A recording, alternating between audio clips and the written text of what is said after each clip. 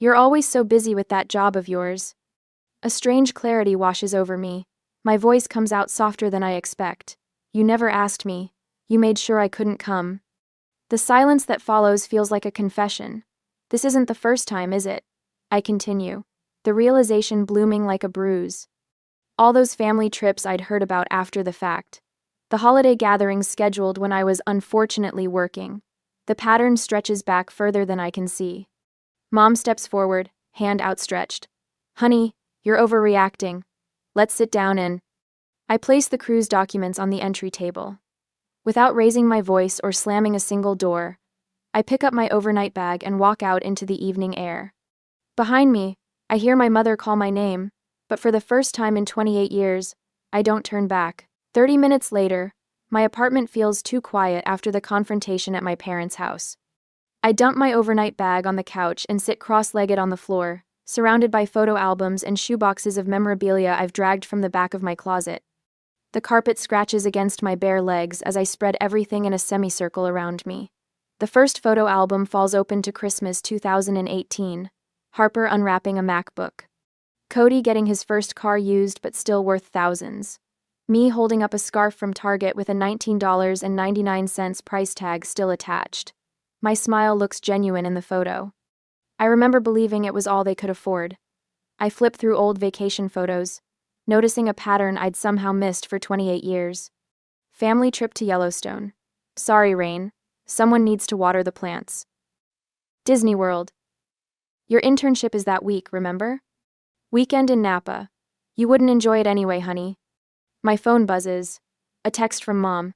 We need to talk about this misunderstanding. Misunderstanding. As if finding evidence of deliberate exclusion could be misinterpreted. I silence my phone and pull my laptop closer, opening a spreadsheet titled Monthly Budget. Scrolling back through the entries, I highlight every transfer to my parents' account. $350. April. Dad's insulin costs went up. $1,400. June. Hospital copay for Dad's diabetes. $800. August. Mom's car needs transmission work. $2,800. Last month. Family emergency fund. The last one hits hardest my Lake Tahoe money. Money they knew I'd been saving, tracking every extra design project, skipping lunches out, picking up weekend freelance work. Money they'd accepted while already holding cruise tickets with everyone's name but mine. My stomach clenches as another memory surfaces. Age 7. Watching Harper practice scales with her vocal coach while I sat at the kitchen table. Can I take piano lessons too? I'd asked Mom. We can't afford 2 kids in music lessons, Rain. Maybe next year. Next year never came. But Cody got guitar lessons 6 months later. The memories flood in faster now.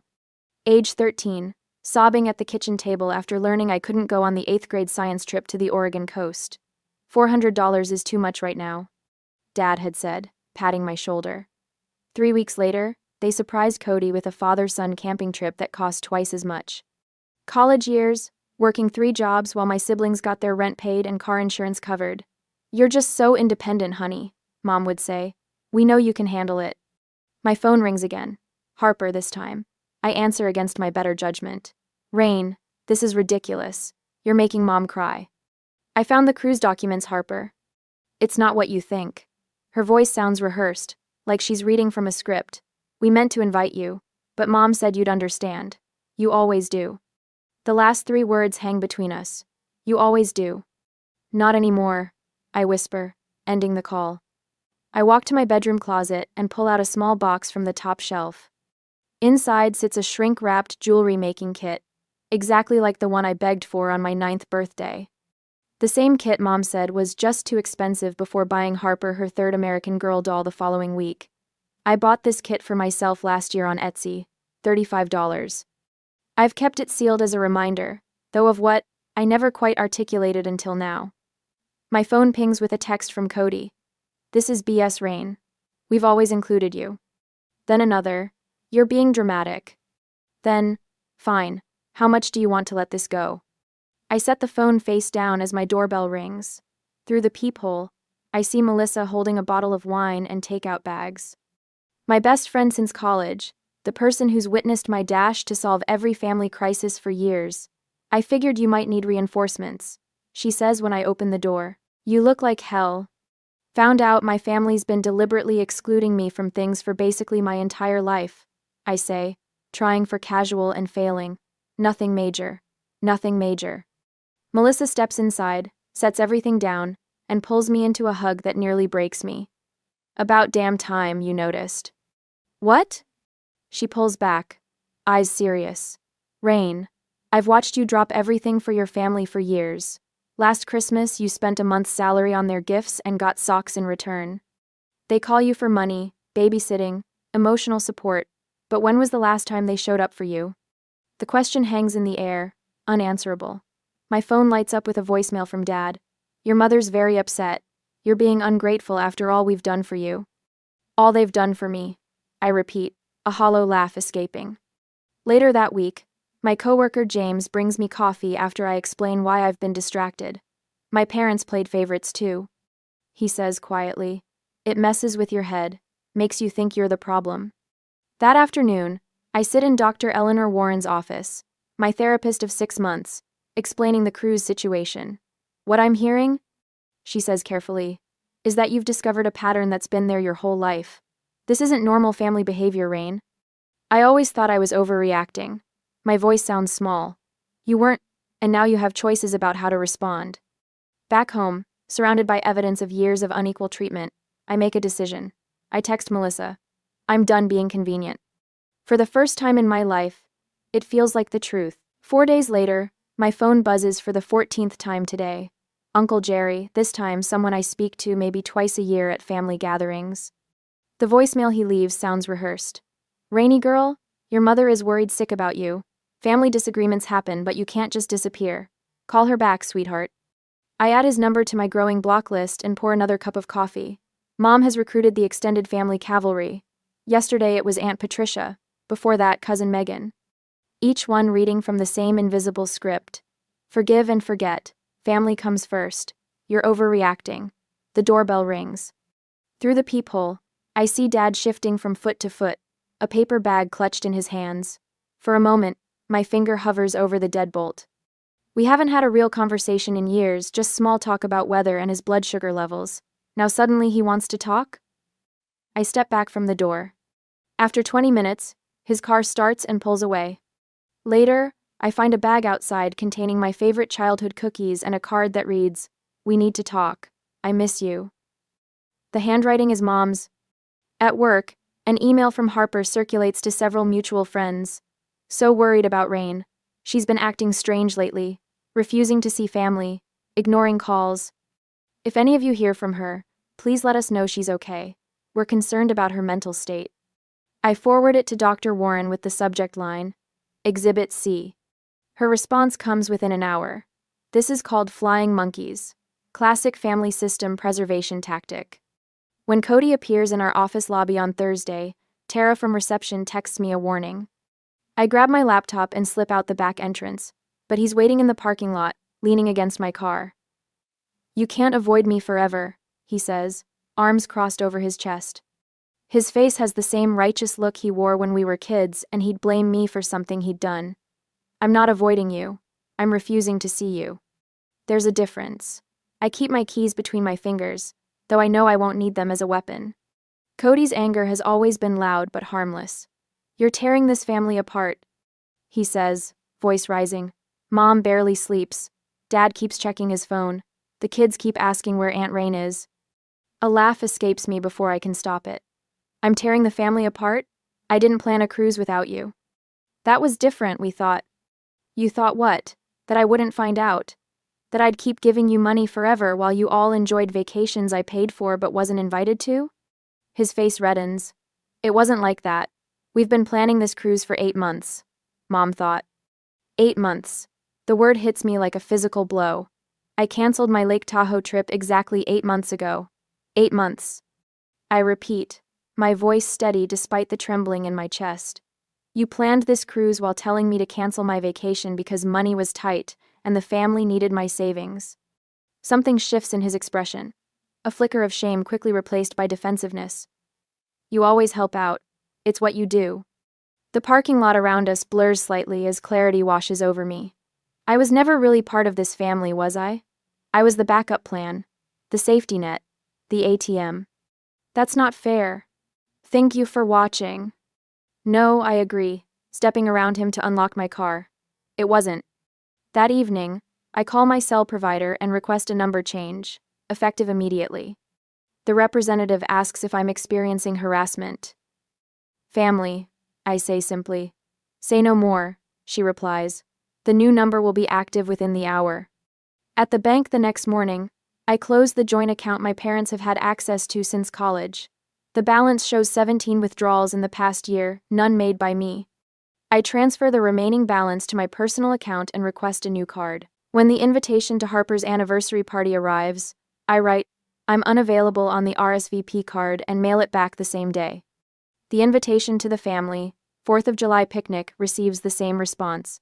I set up an email filter that automatically replies to family messages with, "Thank you for your email. I am currently unavailable. XCOM, explained at ADI." With each boundary, my breathing comes easier. That same night, the travel agency website glows on my laptop screen as I enter my credit card information. 1 round-trip ticket to Barcelona. Departure in a month. I've always wanted to see Gaudi's architecture. The confirmation page appears, and for the first time in months, I smile a real smile that reaches my eyes. I pull a cardboard box from under my bed.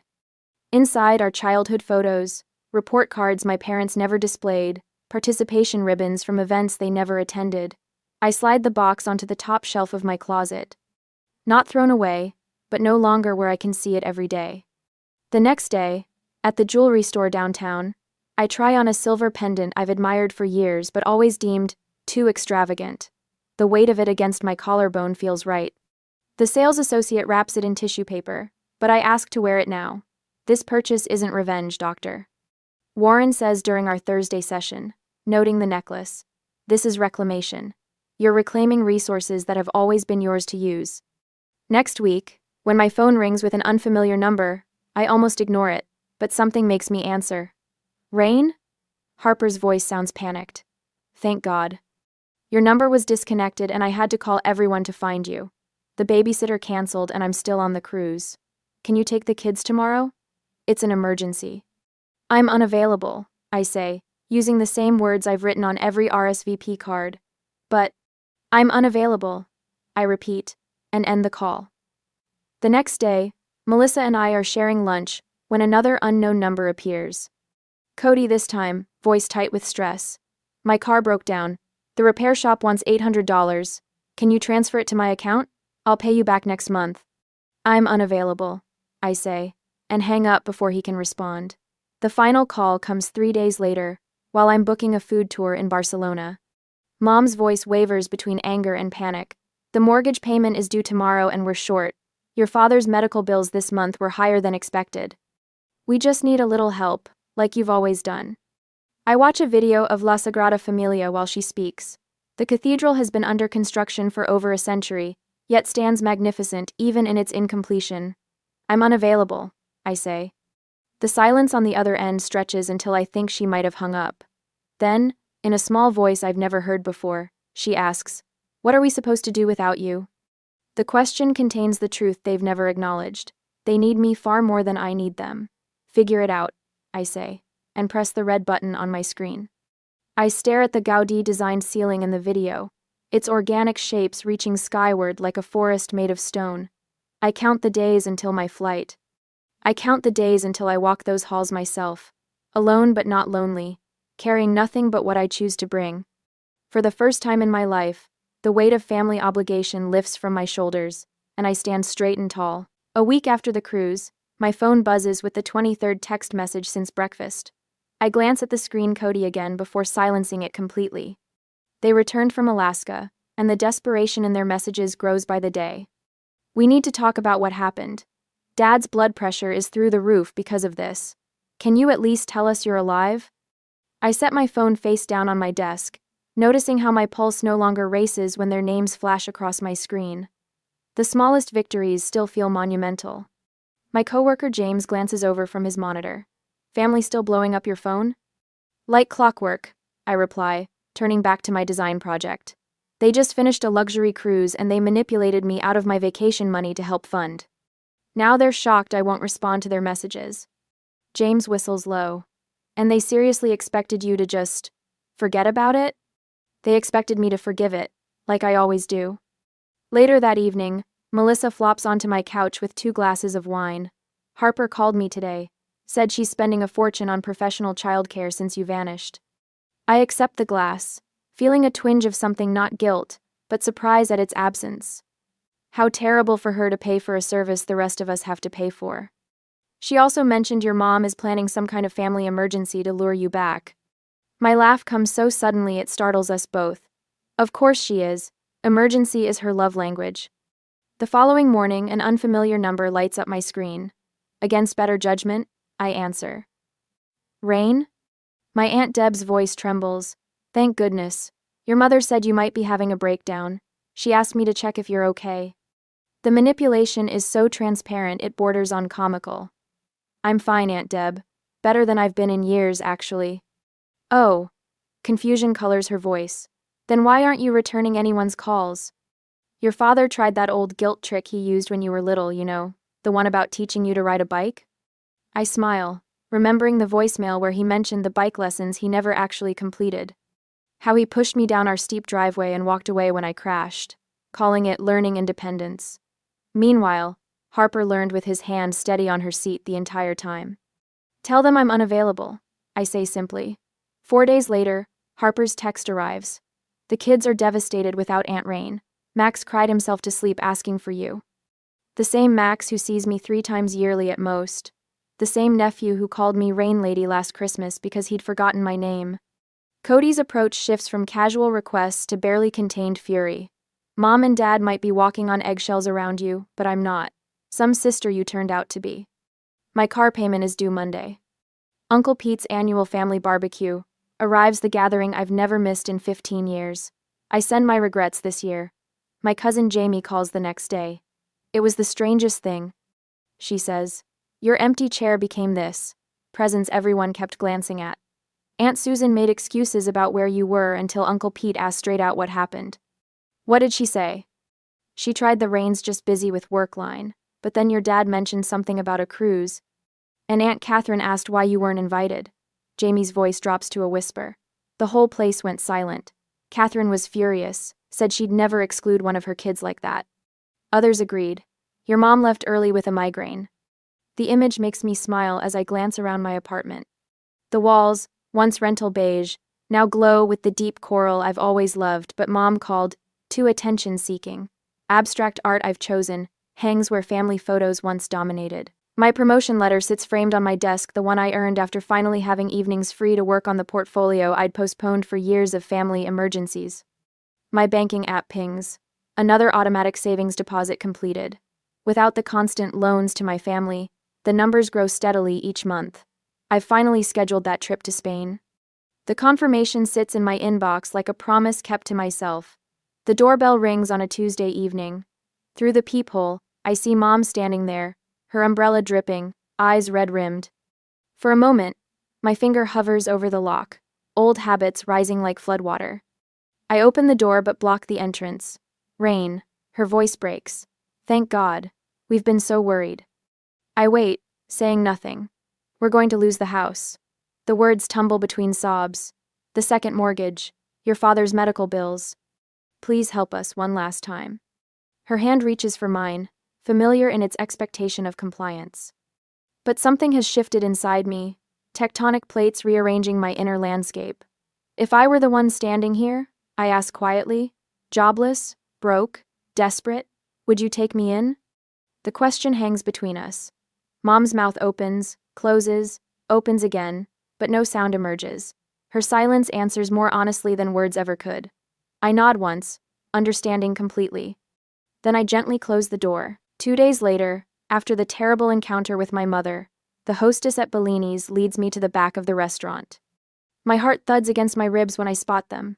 Mom, Dad, Harper, and Cody, all seated at my favorite corner booth beneath the stained glass window. The same booth where we celebrated my college graduation 6 years ago. The only family celebration that was ever about me. Right on time, Mom says, with a brittle smile that doesn't reach her eyes. Melissa squeezes my elbow before sliding into the booth beside me, her presence a silent declaration that I won't face this alone. The manila folder in my hands feels heavier than it should. Dad clears his throat. We appreciate you agreeing to meet with us, Rain. His voice carries the formal tone he reserves for bank managers and car salesmen. Though you could have come alone, Harper adds, glancing pointedly at Melissa. Cody leans forward, elbows on the table. We need to put this whole misunderstanding behind us. The family isn't the same without you. They take turns speaking, their words flowing with practiced precision. Dad reminds me how they paid for braces when I was 12 and bought me a used car for high school graduation. Mom dabs at invisible tears, her voice trembling as she recounts the sacrifices they've made for this family. Harper and Cody alternate between guilt trips and appeals to family loyalty, their words overlapping in a choreographed dance. I wait until they finish, my fingers tracing the edge of the folder. Their speeches hang in the air like stale perfume. May I speak now? My voice comes out steadier than I expected. 4 pairs of eyes blink in surprise. I've never asked permission to speak before. I open the folder and place a spreadsheet on the table. This is a record of every financial contribution I've made to this family over the past decade, totaling $37,842. I tap the bottom figure. That includes the $2,800 I gave you for Dad's medical bills the same week you paid for your Alaska cruise. Mom's hand flies to her throat. I'm not finished. For the first time in my life, I interrupt her. The restaurant seems to grow quieter around us. I lay down a timeline next, handwritten on graph paper. Here's a record of family vacations, holiday gatherings, and celebrations going back 15 years. The highlighted dates are events I wasn't invited to or was told were canceled due to money concerns. Yellow highlighter covers nearly half the page. And this, I continue, placing a photograph on the table, is the jewelry-making kit I begged for when I was 9. The one that was too expensive at $35. I bought it myself last year. I keep it sealed as a reminder. My voice doesn't rise, doesn't crack, yet somehow it fills the space between us, stronger than their rehearsed speeches and louder than their demands. Other diners have fallen silent. A waiter hovers nearby, unsure whether to approach. Mom stares at the papers, her makeup-perfect face draining of color. Dad shifts in his seat, tugging at his collar. Harper studies her hands. Only Cody meets my eyes, his expression hardening. So what? Dad suddenly slams his palm on the table, making silverware jump. We've always done everything for you. You've never appreciated everything we've sacrificed. The outburst draws stares from nearby tables. I feel Melissa tense beside me, but I remain calm. Then it should be easy. I say softly, to name 3 things you've done for me that you didn't do for Harper or Cody. Just 3. Just 3. The silence that follows stretches so long I can hear the kitchen staff calling orders. Dad opens his mouth, closes it. Mom's face crumples, not in the controlled way she uses to manipulate, but in genuine distress as realization dawns. A tear smudges her mascara, something I've never seen before. Harper's eyes widen as she glances between our parents, seeing their failure to answer what should be a simple question. Cody slumps back against the booth, the fight draining from him. I don't hate any of you, I say, gathering my documents back into the folder. But I can't keep pretending. If there's ever going to be a real relationship between us, things need to change. I pull out a final sheet of paper and place it in the center of the table. These are my terms: family therapy, at least 6 sessions before I'll consider attending any gatherings. Complete financial independence, no more loans or contributions either way, a public acknowledgement of how I've been treated, and a genuine apology. And time. I need space to heal. Mom reaches for my hand, but stops midway when I don't extend mine to meet hers. You can't just dictate terms to your family, Dad protests, but his voice lacks conviction. I'm not dictating. I'm protecting myself. I slide out of the booth, Melissa following. Take time to think about it. My number hasn't changed again. As we walk toward the exit, I feel lighter than I have in years. Behind us, I hear my mother's quiet sobs and my father's awkward attempts at comfort. Harper calls my name once, but doesn't follow. Outside in the evening air, Melissa squeezes my shoulder. You okay? I take a deep breath, surprised to find I'm not shaking. Yeah, for the first time in a long time, I think I actually am. The stars above Portland shine brighter tonight, as if they too are surprised by my newfound strength. and I need to prepare for my Barcelona trip soon. This time, I finally chose myself. Months later, I am preparing my first Thanksgiving with my chosen family. I straighten the cornucopia centerpiece on my dining table, adjusting the fall-colored napkins one last time. The aroma of roasting turkey and apple pie fills my new home, my real home, purchased 3 months ago with the promotion money I'd once earmarked for family emergencies. The doorbell chimes, and I open it to find Melissa balancing a casserole dish, her husband Tom carrying wine. Happy Thanksgiving. She wraps me in a one-armed hug that feels like sunshine. Within the hour, my table brims with people who chose to be here. James from work, and his partner Daniel, my neighbor Mrs. Winters who lost her husband last spring, Dr. Warren who insisted I call her Eleanor outside our therapy sessions, and 3 others from my boundary support group. The conversation flows between laughter and thoughtful pauses, no one speaking over others or dismissing anyone's stories. Before we eat, I announce, lifting my glass, I want to thank you all for showing me what family can be. My gaze drifts to the sealed jewelry kit displayed on my bookshelf. What once represented deprivation now stands as testament to growth. Later, Eleanor helps me load the dishwasher, her practiced movements speaking to years of post-holiday cleanups. 42 sessions, she says, handing me a rinsed plate. That's how many we've had. I nod, remembering our first meeting after the cruise revelation. The nightmares have stopped. And the money habit? Haven't checked my parents' bank account in 8 months. The compulsion to monitor their finances had been harder to break than I'd expected. Eleanor smiles. Your mother mentioned you in our session Tuesday. My mother started therapy 4 months after our confrontation at Gianni's restaurant. Harper joined her sessions occasionally, working through her own realization that she was recreating our family patterns with her children.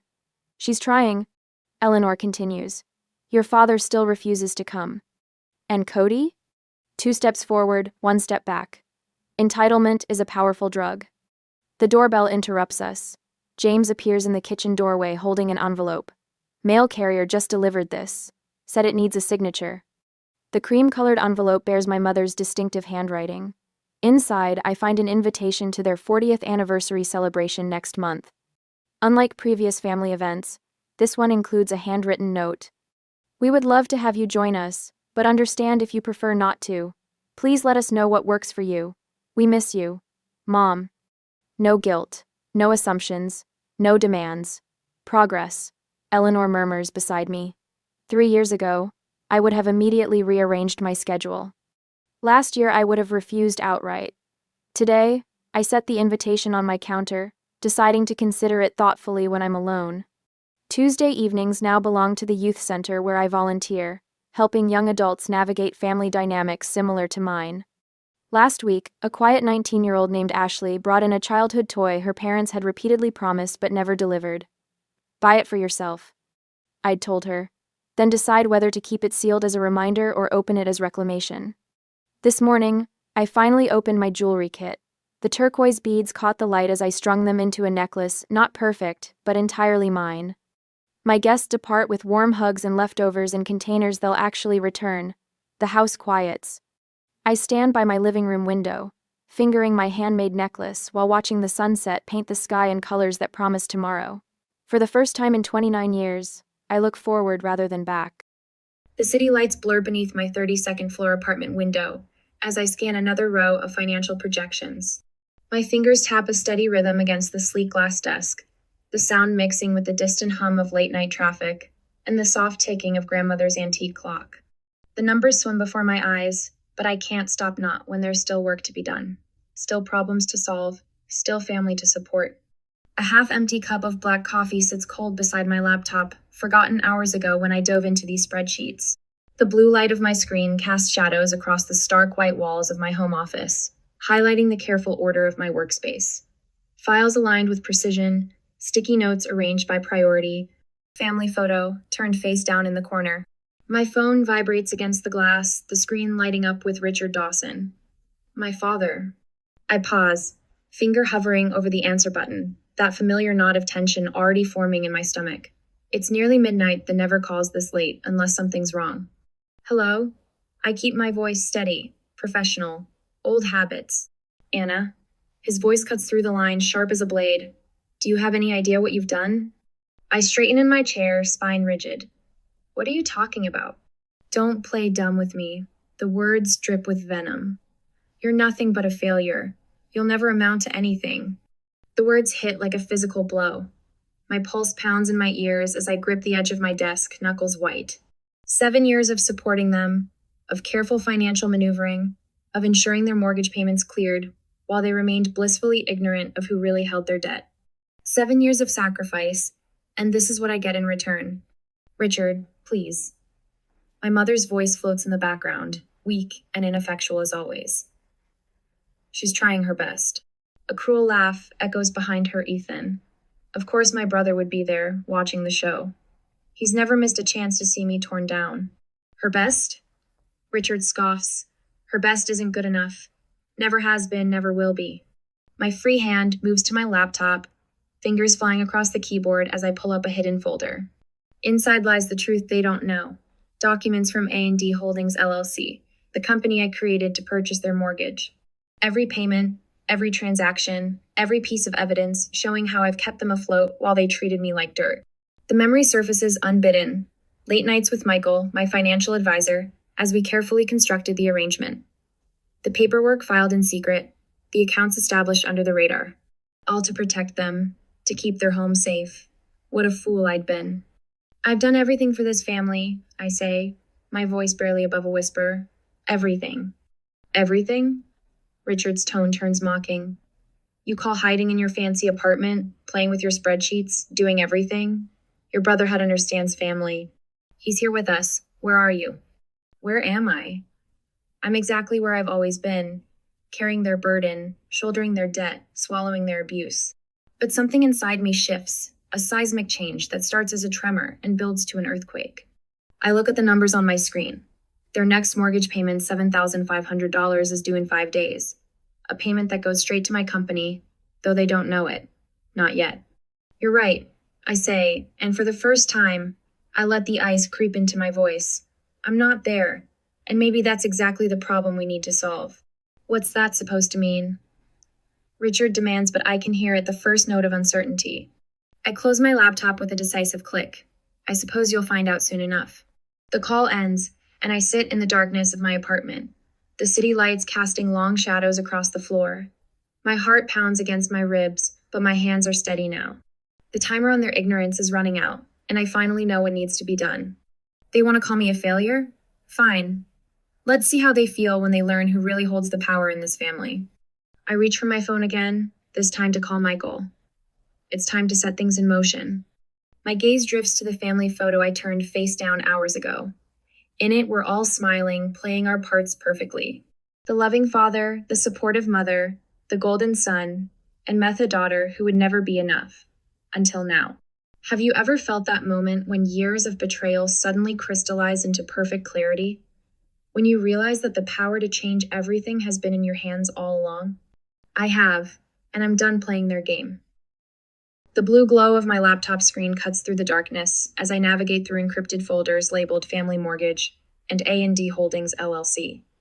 Each click feels deliberate, weighted with 7 years of carefully documented betrayal. The financial records spread before me like a roadmap of manipulation mine and theirs. A spreadsheet catches my eye. Monthly payments of $7,500, property value $850,000, current Dawson family bank balance $3,200. The numbers blur together until I blink hard, forcing them back into focus. My coffee has gone cold, but I barely notice as I drill deeper into the digital paper trail. There it is, the smoking gun. Every payment my parents thought they were making to Midwest Mortgage has been flowing directly into A&D Holdings LLC, my company. The evidence is irrefutable, each transaction a testament to their ignorance and my patience. My hands shake slightly as I cross-reference the dates, amounts, and account numbers. Everything lines up perfectly, just as Michael and I planned it. I pull up another folder, this one filled with personal notes documenting years of calculated support. The 15th of June, emergency roof repair, $12,000. The 3rd of September, property tax bailout, $8,500. The 25th of December, gift to cover Ethan's latest failed business venture, $15,000. Each entry stings like a fresh wound, especially now, with Richard's words still ringing in my ears. You're nothing but a failure. The evidence paints a clear picture of the two people who orchestrated my systematic degradation. Richard's signature appears on every document, his handwriting as sharp and cruel as his tongue. Next to many entries are notes about his reactions. Inadequate as usual, Anna, after a $20,000 contribution to their savings. If you were smarter with money, you'd give more, following a substantial property tax payment. Each comment drips with the same venom as tonight's phone call. And there's Ethan's handiwork 2 emails requesting funds, always ceasing Richard, always with that subtle tone of superiority. Since Anna's finally doing something useful with her money, or, well, big sister's good for something at least. His signature smirk practically radiates through the screen, the same one he wore at family dinners while I sat there, silently paying for his portion of the meal.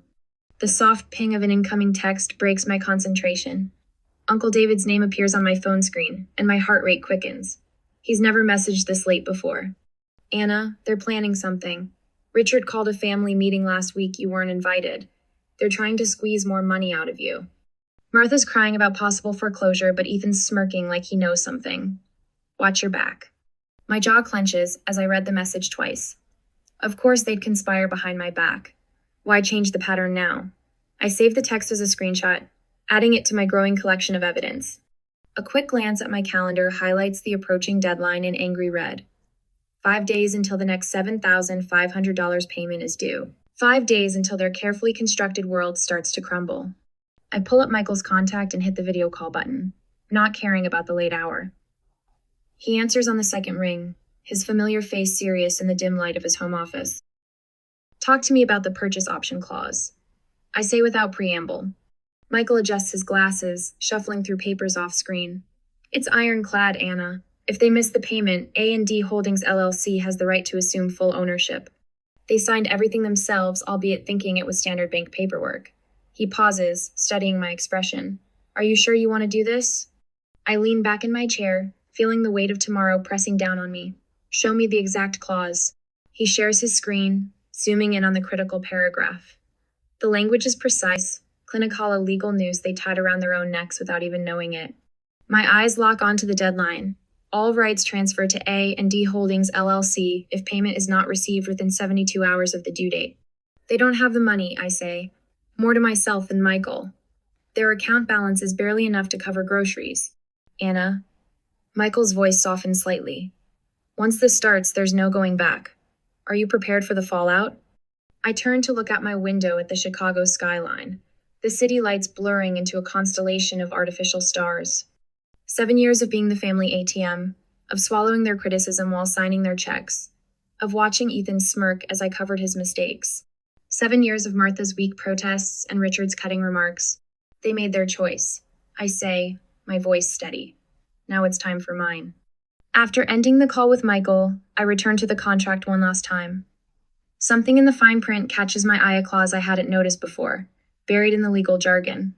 My eyes widen as I process its implications. This isn't just about taking control of the house anymore. This clause could expose every financial transaction they've ever made, every lie they've told to friends and relatives about their success, every penny of my money they've claimed as their own business acumen. The first hints of dawn are creeping over the horizon as I finally close my laptop. In a few hours, Richard will wake up, secure in his sense of superiority. Martha will make his coffee just the way he likes it.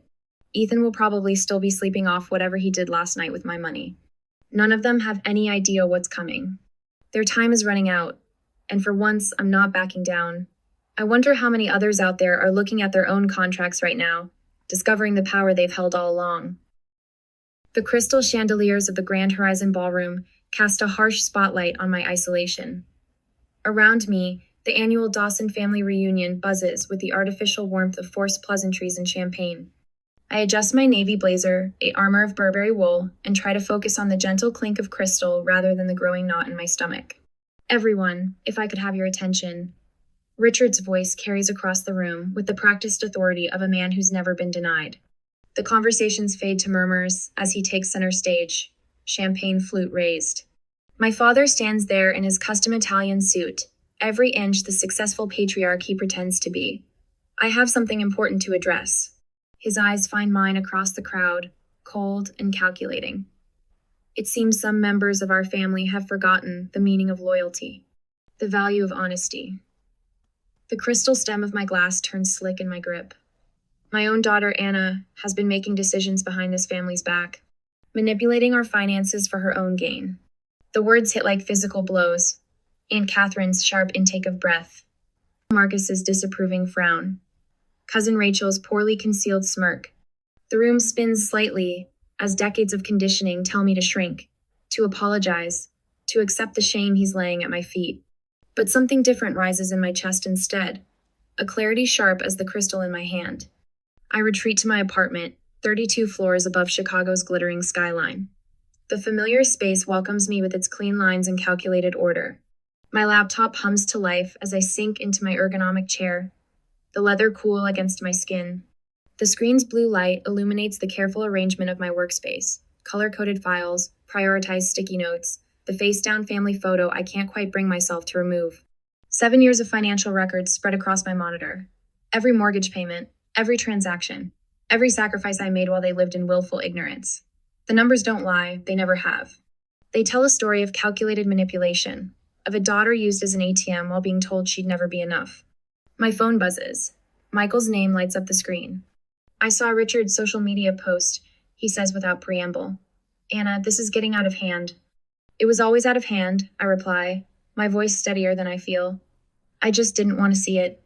The mortgage payment is due in 3 days. What's your play? I open the secure folder containing all documents from A&D Holdings LLC. I'm done being their safety net.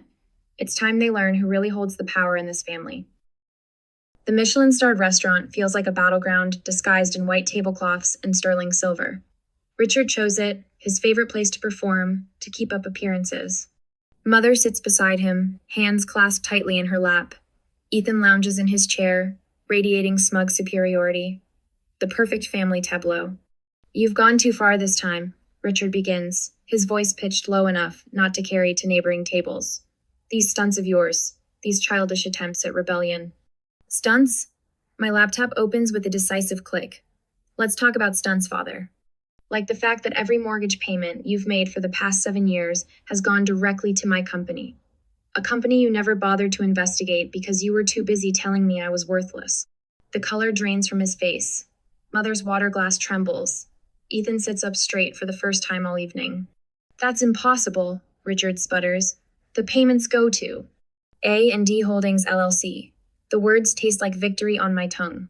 Check your records. Every payment, every document, every transaction. I own it all. Back at the office the next morning, Samantha appears in my doorway, tablet in hand. You need to see this. She slides into the chair across from my desk, her usual professional demeanor tinged with urgency. Someone leaked the documents. All of them. They're everywhere. My screen fills with social media notifications, screenshots of financial records, email chains, bank statements, 7 years of careful documentation splashed across every platform. Number Dawson family secret is trending. I've already contacted HR and legal, Samantha continues. Your position here is secure. We're prepared to release a statement supporting you if needed. Michael calls next, his voice tight with controlled energy. The story's gone viral. 3 news outlets have reached out for comment. But Anna, that's not all. A pause. Your father's trying to claim the contract's invalid. Says he'll challenge it in court. Let him try. I pull up the purchase agreement, the familiar words sharp and clear. Get everyone together. Tonight, we're ending this. The conference room fills with quiet purpose as Michael arrives with our legal team. Papers spread across the polished table like battle plans. Every clause, every provision, every carefully crafted sentence designed for this moment. Here. Michael's finger stops on a paragraph buried in the fine print, the purchase option trigger. If they miss this payment, you don't just own the mortgage, you own everything. The city lights blur beyond the glass walls as we work through the night. Each document becomes a weapon, each signature a shield. The truth I've carried alone for so long transforms into something powerful, something unstoppable. Hours later, I stand at my apartment window, watching dawn break over Chicago. My phone lights up with messages of support from strangers who see themselves in my women trapped in their own family dynamics, seeking a way out. Their words echo my journey from victim to victor. 7 years of sacrifice led to this moment. 7 years of silence about to break. I pick up my phone, open my social media, and type. They say the truth sets you free, but sometimes you have to set yourself free first. What would you do if you discovered your greatest power lay in the very chains that used to bind you? The sun rises, painting the sky in shades of possibility. Behind me, my laptop screen glows with the final piece of evidence, the hidden clause that will shatter their illusions forever. The question isn't whether I'll use it. The question is, what will you do when it's your turn to break free? The payment deadline slides past like a whisper in the night. I watch the clock on my laptop tick from 11:59 p.m. to midnight, each digital shift bringing me closer to what I've planned for weeks. My fingers hover over the keyboard, steady despite the weight of what I'm about to do. The A&D Holdings LLC dashboard glows on my screen, a complex web of numbers and clauses that represents 7 years of calculated preparation. I click through to the contract section, the purchase option clause highlighted in stark yellow against the white background. One more click will set everything in motion. My phone buzzes a text from Richard. Anna, there seems to be an issue with the payment processing. Call me immediately. I leave it unanswered, focusing instead on the document before me. The clause is elegantly simple. Failure to make payment activates immediate transfer of ownership. My mouse cursor blinks over the execute button. Years of their contempt, their mockery, their casual cruelty, it all crystallizes into this moment. I press the button. The system processes for a moment, then confirms. Purchase option activated. Transfer of ownership complete. My phone erupts with notifications. Richard's number flashes across the screen repeatedly, interspersed with texts from Martha and Ethan. I silence it all, turning instead to my email where Michael has already confirmed receipt of the transfer documents. All legal parameters met, his message reads, proceeding with phase 2. Through my floor-to-ceiling windows, Chicago's lights blur into a canvas of possibility. Somewhere out there, in their comfortable suburban homey home, now my family is discovering just how precarious their position has become. A quiet ding announces another email. Samantha from HR. Internal memo distributed. Your position is secure. Let them try. I pull up the media package we've prepared. Years of financial records, text messages, emails a carefully curated testament to their manipulation. One click sends it to the journalists who've been waiting. By morning, the Dawson family's carefully constructed facade will shatter. My phone lights up again. This time it's Ethan. What the hell do you think you're doing? His voice cracks with the first hints of fear I've ever heard from him. Exactly what I planned. My voice emerges, cool, controlled. You should check your email. The journalists certainly will. You can't, he starts, but I cut him off. I already have. Tell Richard and Martha they have 48 hours to vacate my property. The silence on the other end stretches, breaks. Your property? A&D Holdings LLC. Did you never wonder what the A stood for? I let that sink in. Though I suppose you were too busy laughing at my failures to notice who really held the mortgage. His breathing turns ragged. We're your family. Number I stand, walking to the window. Below, the city pulses with late-night energy. Family doesn't do what you did. Family doesn't spend years tearing someone down while living off their success. I press my palm against the cool glass. Check your email, Ethan. See exactly what family has cost me. I end the call as the first news alert pops up on my screen. The story's breaking faster than expected. Social media notifications begin flooding in. People are already sharing, commenting, expressing their shock and support. A new email arrives, this one from an address I don't recognize. The subject line reads, Dawson Family Property, Legal Contingency. My cursor hovers over it for a moment. Something about the timing, the phrasing, sends a slight chill down my spine. I open it, scan the contents and feel my pulse quicken. It seems my family might have one last card to play. I reach for my phone to call Michael, but pause. First, I need to understand exactly what this mysterious message implies. 7 years of planning won't be undone by a last-minute legal trick. But as I read the email again, I can't shake the feeling that tomorrow's victory might not be as certain as I thought. The city lights seem to dim slightly, as if acknowledging the new tension in the air. I settle back into my chair, fingers moving to the keyboard. Whatever loophole they think they've found, whatever desperate play they're planning, I'll be ready. I always am. Standing at my window overlooking Chicago's glittering skyline, I take out my phone one last time. Opening my carefully curated social media account, I type, "Sometimes the biggest threats come in the smallest packages, like a single email that could change everything." What do you think this mysterious message could mean? Drop your theories below. Number revenge planned, number family secrets. The responses start flowing in immediately. They have no idea how right or wrong they might be. The downtown Chicago courthouse looms before me, its glass facade reflecting the morning sun. My heels click against marble as I stride through security, laptop bag slung over my shoulder. The weight of the evidence inside feels satisfying. 7 years of documentation, every transaction meticulously recorded, every conversation backed by timestamps and signatures. My phone buzzes. Michael's message flashes across the screen. "Peter Collins just entered the building with your father. Looks like they're heading to the 42nd floor conference room." A smirk tugs at my lips. Of course, Richard would hire Peter Collins, the same lawyer who handled his corporate mergers, the man who helped him crush smaller companies without remorse.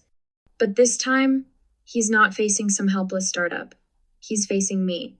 The elevator ascends smoothly, numbers ticking upward.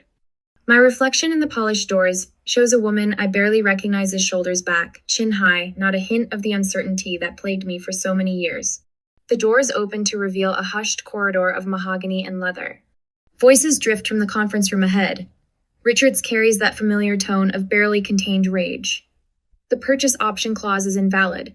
Find something to nullify it."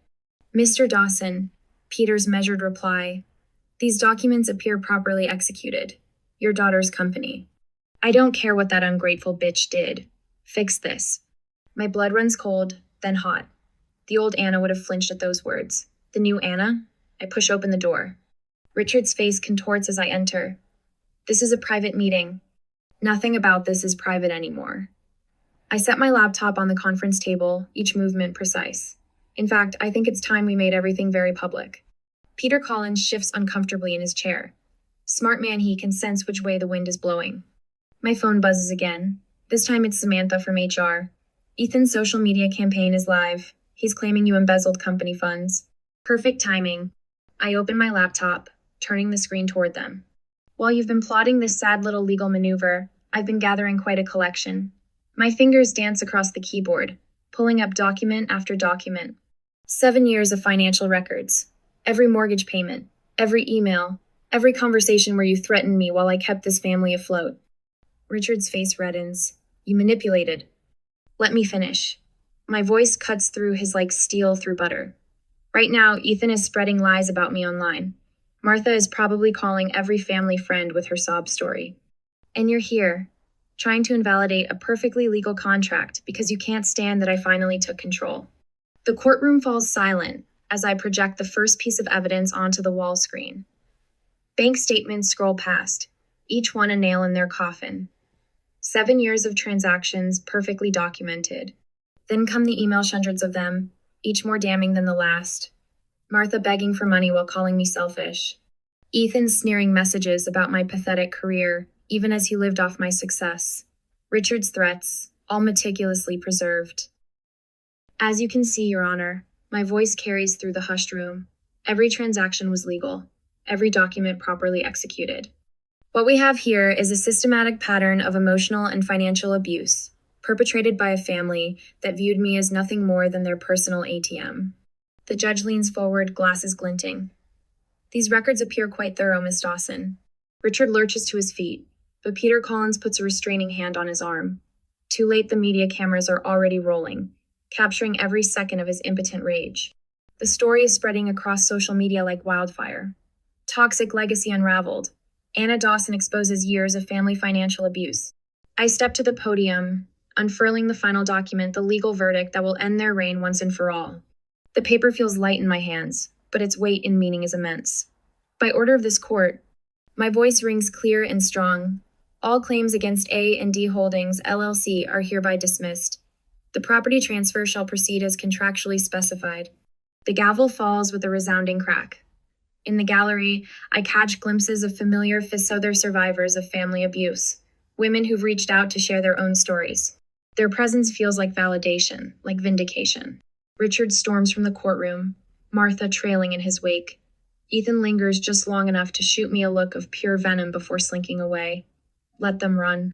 Their social standing is already crumbling, their carefully cultivated image of family perfection shattered beyond repair. Later, in my high-rise office, I watch the sun set over Chicago.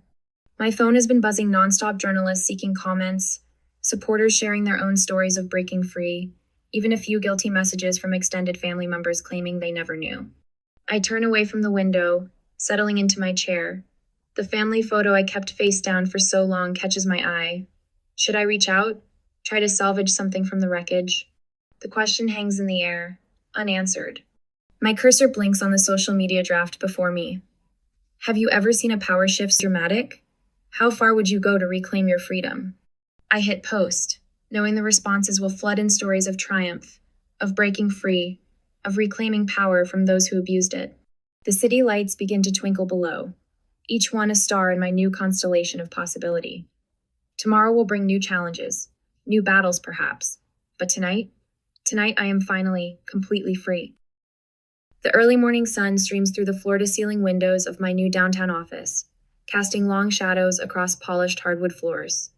A stack of mortgage documents sits on my desk, not my family's anymore, but those of women who found their way to my door, seeking the same freedom I fought to claim. I pause at the window, watching the city wake beneath me. 7 floors up, Chicago stretches out like a promise, all gleaming steel and possibility. It's different from my old 32nd floor view, but better. Closer to the ground. More real. The familiar weight of my grandmother's antique watch presses against my wrist as I check the time. My first mentoring session starts in an hour, a young woman trapped in financial abuse by her stepfather. My throat tightens. I know that story too well. A text from Michael lights up my phone. Ready for the Women's Financial Empowerment Workshop tonight? I smile, remembering the last session. 20 women, each carrying their own version of the chains I once wore, learning to break free. My reply is quick, always ready. The elevator dings and Samantha steps into my office, carrying 2 cups of coffee. Her presence still surprises me, sometimes how easily friendship can bloom once you stop expecting betrayal around every corner. Thought you could use this, she says, setting 1 cup on my desk. Big day ahead. I nod, taking in the aroma of fresh coffee. So different from those cold, forgotten cups in my old home office, back when work was an escape rather than a mission. Have you seen the latest? She pulls up a social media post on her phone. It's from one of our workshop graduates, a photo of her holding up house keys, caption reading, "First home in my name. Thank you, Anna Dawson, for showing me the way." The image blurs slightly as unexpected tears prick my eyes. I blink them back, professional mask firmly in place. That's what it's all about. Later that evening, I stand in front of the old Dawson family home. The facade is the same red brick, white trim, manicured lawn, but it feels smaller now, less imposing. The shadows that once seemed to reach for me with grasping fingers are just shadows. I trace my fingers along the iron gate, remembering that last phone call from Richard. "You'll never amount to anything." His words echo differently now, hollow and meaningless against the reality of what I've built. Through the window, I catch a glimpse of the study where it all began. The same room where I sat, night after night, orchestrating their financial stability while they plotted my downfall. Now it's just a room, stripped of its power to hurt me. The sun begins to set as I make my way toward the restaurant where Michael, Samantha, and Uncle David are waiting. Our weekly dinner tradition born from the ashes of toxic family ties. Real family, chosen family. A young woman hurries past me on the sidewalk, phone pressed to her ear, voice trembling. "I'm sorry, Dad. I'll try harder, I promise." I stop, recognition hitting me like a physical blow. The hunched shoulders, the desperate need to please, I know that dance too well. "Excuse me," I call out softly. She turns, startled. I couldn't help overhearing. "If you need someone to talk to." I hand her my business card, watching understanding dawn in her eyes. "Are you really?" She glances at the card, then back at me. "Yes," I say simply, "and I can help." The city lights begin to twinkle as I finally reach the restaurant. Through the window, I see my chosen family at our usual table, Michael reviewing documents even at dinner, Samantha laughing at something Uncle David has said. The sight fills me with a warmth that has nothing to do with obligation or blood. I pause for a moment, taking in the view. The Chicago skyline spreads before me, a glittering canvas of possibility. Somewhere in that urban maze, another woman is gathering the courage to break free, and I'll be ready to help her write her own story of liberation. This is what victory really looks like, not the destruction of those who hurt you, but the creation of something stronger from the wreckage they left behind. The next morning, I stand at my office window as dawn breaks over Lake Michigan. The sun crests the horizon in a burst of gold and pink, painting the sky in colors of rebirth. Light catches the windows of 1,000 buildings, each reflection a reminder of the countless stories of transformation waiting to be written. Have you ever wondered what freedom tastes like? It tastes like this: the first light of dawn, the sound of genuine laughter, and the knowledge that your scars have become a map leading others home.